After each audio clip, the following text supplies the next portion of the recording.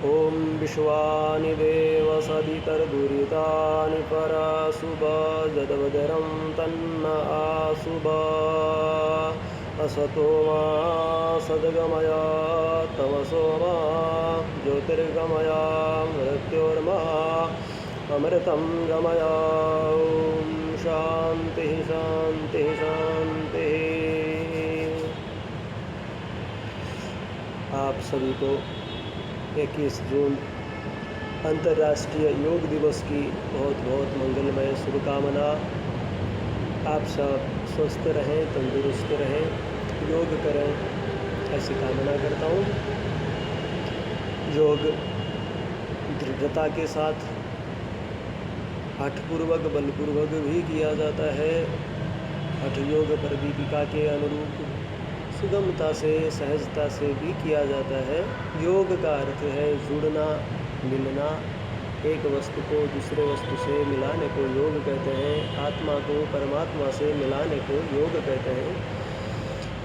योग के महर्षि पतंजलि जी के अनुरूप 8 अंग हैं।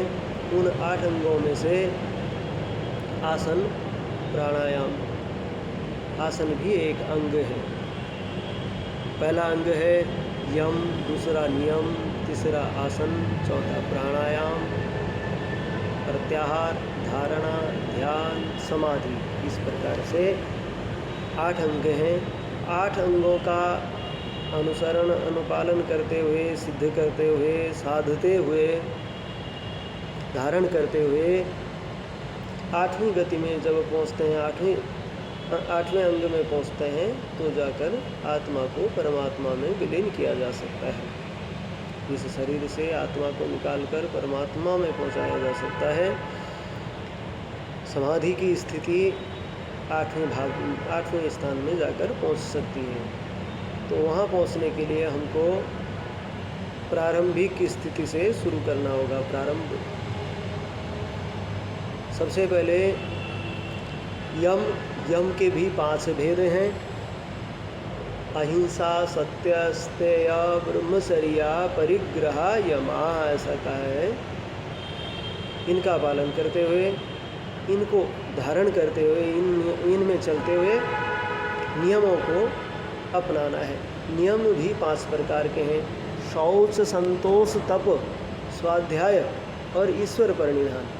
शौच, संतोष, तप, स्वाध्याय, ईश्वर परिनिधान, ये 5 नियमों को अपनाना है। यम और नियमों को धारण करते हुए उनके अनुरूप चलने के बाद फिर आसन में आते हैं। आसन 3 प्रकार से किए जाते हैं।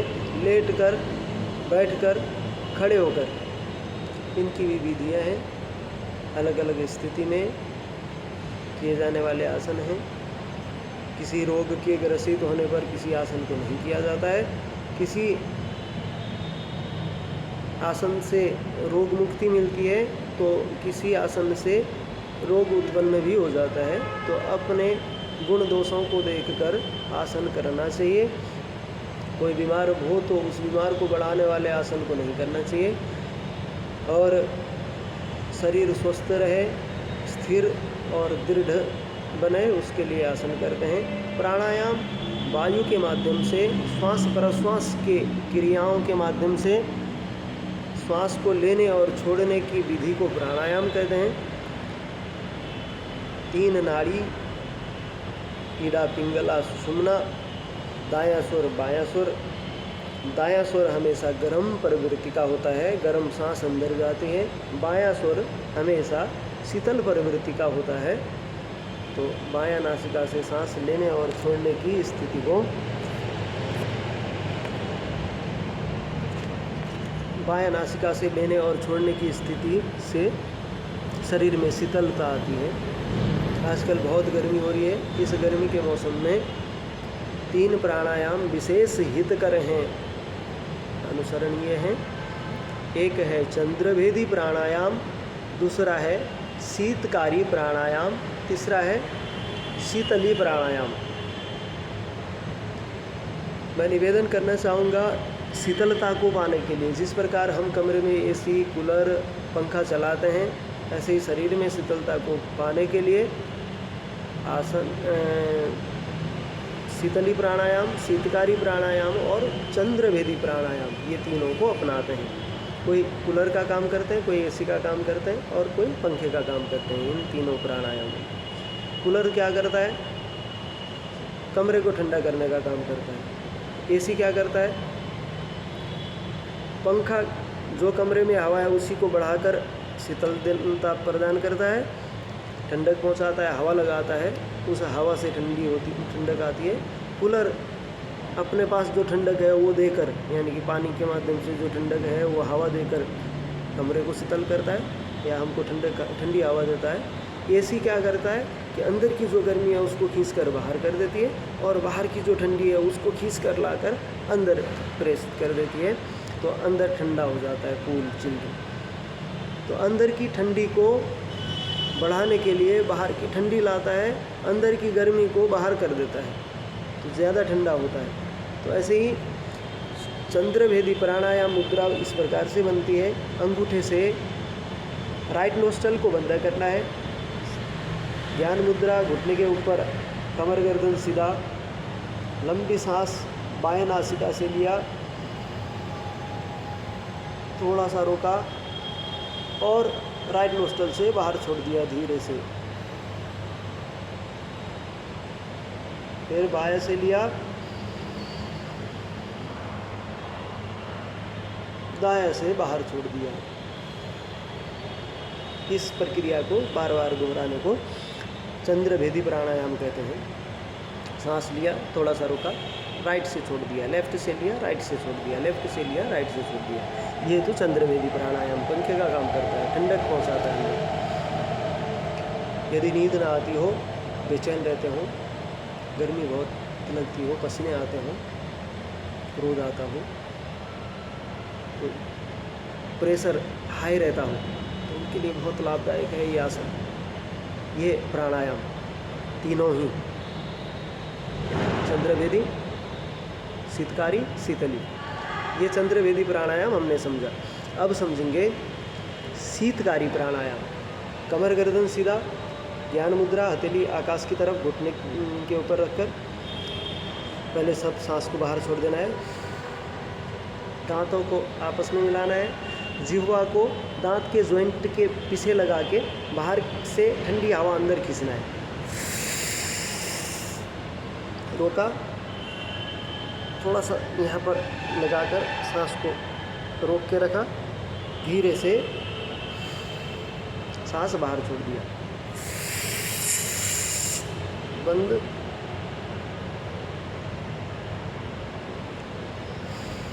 धीरे से बाहर। ये शीतकारी करके देखिए, आपको अंदर ठंडक जाती हुई महसूस होगी और जब सांस छोड़ेंगे तो नाक से गर्म हवा बाहर आती हुई महसूस होगी। आवाज़ होगा आपको कि गर्म बाहर आ रहा है, ठंडा अंदर जा रहा है। ये शीतकारी। शीतली प्राणायाम है। कमर गर्दन बिल्कुल सीधा, हाथ की हथेली आकाश की तरफ खुली हो इस प्रकार से, और पहले इस प्रकार से लिया था, मुख को खोलना है, अब जिह्वा को होल्ड करना है। सांस अंदर लिया, रोक के रखा, प्राणायाम मुद्रा, बायां नोस्ट्रल बंद, दायां से सांस बाहर, फिर से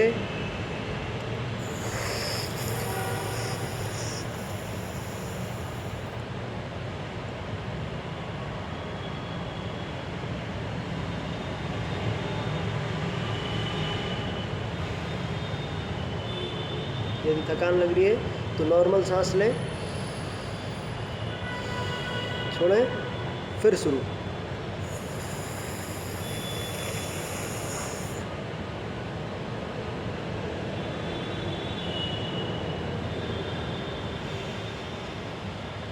विधि पूर्वक करना है। इस प्रकार से शीतली प्राणायाम, शीतली, शीतकारी और चंद्रभेदी, 3 प्राणायाम। तो अब किसको कौन सा प्राणायाम नहीं करना है, किसको क्या फ़ायदा करेगा, तो जिसको कफ बनता हो, सर्दी जुकाम लगा हो तो उनको नहीं करना है, ब्लड प्रेशर लो रहता हो तो उनको भी नहीं करना है, जिनका हाई रहता है उनके लिए तो बहुत लाभदायक है। नींद की समस्या, जिनको नींद नहीं आती है, बढ़िया से कीजिए। कफ बनता हो, तो ये अंदर चढ़ जाएगा, ऊपर चढ़ जाएगा, फिर दिक्कत हो जाएगी, इसलिए नहीं करते। और ठंडक प्रवृत्ति का होने के कारण ठंडक कफ को बढ़ाने का काम ठंडी करती है, तो इसलिए उनको नहीं करना है। जिनको पित्त ज़्यादा बनता हो उनके लिए बहुत लाभदायक है ये आसन। तेजाब बनता हो, एसिडिटी बनती हो उनके लिए, गुस्सा आता हो उनके लिए, क्रोध में रहता हो, चिड़चिड़ा स्वभाव रहता हो उनके लिए, नींद ना आती हो उनके लिए बहुत लाभदायक है। बहुत पसीने आते हो, बहुत गर्मी लगती हो उनके लिए बहुत लाभदायक है। इसका पालन करने से ही विधि समझकर सभी को पुनः बहुत बहुत मंगलमय शुभकामना 21 दिवस की, 21 जून के दिवस की, योग अंतर्राष्ट्रीय योग दिवस की। हरिओम। ओम शांति।